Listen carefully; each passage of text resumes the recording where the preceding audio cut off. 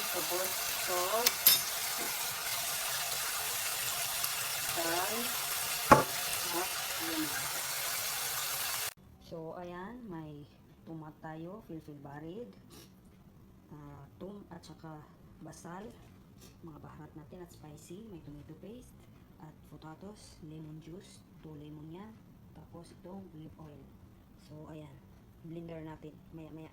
So, ilagay ko na sa blender. Ayan, ilagay na natin lahat.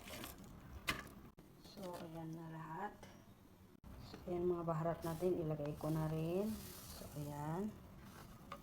Maglalagay din ako ng isang cube kasi half spoon lang yung nilagay kong salt. Maglalagay din tayo ng tomato paste. Ayan. Lemon juice. Ayan. 2 lemon po yan. Half of olive oil. Ayan.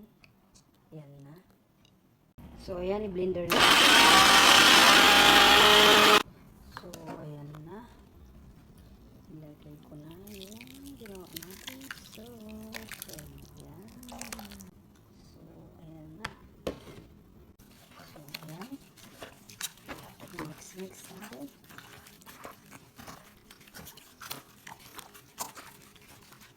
Ayan. Kung hindi kayo magmamadali, marinate nyo ng 1 hour. Pero kung nagmamadali kayo, kahit agad nyo nang ilagay sa oven. So, ayan. Ito na yung niya natin. Ayan natin ang potatoes. Lagay-lagay. So, ayan na. Nalagay ko na. Ngayon, ilagay na natin ang chicken. Ayan. So, ilagay ko na sa taas. Ayan.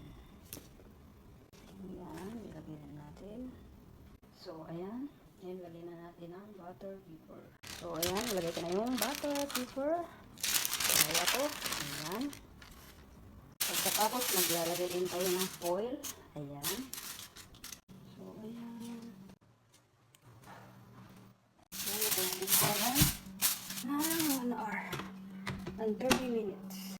So, ayan. Buksan na natin dahil 1 hour na. Buksan natin kung ano ang laman ba yun. Okay. Yes. So, ayan. Tanggalin natin. Ayan. Tanggalin natin ulit. Ayan, mama. So, diba? Ito na.